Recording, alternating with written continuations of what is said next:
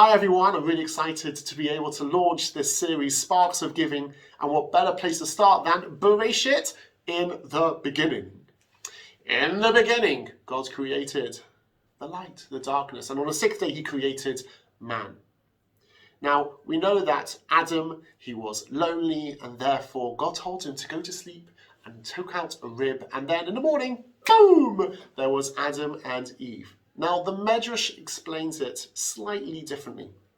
The Medrash explains actually that when Adam was created, it wasn't that he was created, he didn't have a wife, and then God created Eve, Chava, as a wife. But rather, actually, the Medrash explains that Adam was actually androgynous. That's a big word, isn't it?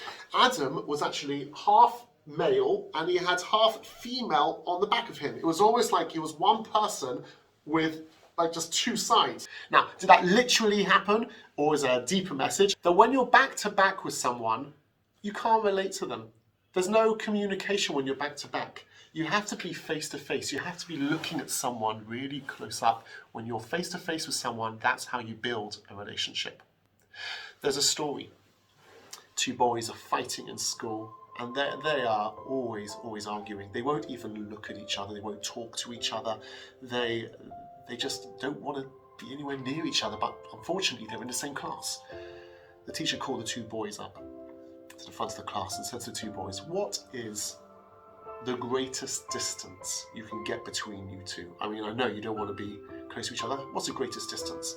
So one boy says, "I tell you what, I stand here and he goes there. Let's move the seats." The teacher says, "No, I'm sure we can go further than that." "Yeah, how about he moves to another school?" "Well, that's one option, isn't it? But don't you want to go further?" "Yeah, I think he should move to Manchester. I'm in London."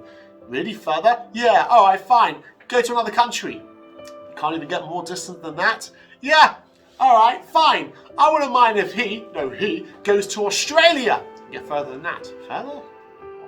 New Zealand is surely the opposite. I mean, one side of the globe, the other side of the globe. That's pretty distant, and I'm pretty happy if he manages to do that."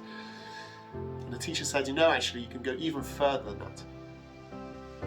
Do you have a globe that I don't have? Or how can you get further?" And the teacher says, when you're standing back to back from each other, that is the furthest distance you can possibly be from someone. When I'm sitting here, facing here, and you're facing there, then I have to go across the entire world to be able to meet face to face. When you have an argument with someone, that is the greatest distance when you turn your back towards someone. How do you build that relationship? It's actually the easiest way. You just go face to face. So what can be the greatest distance? You can get the greatest closeness in just one moment.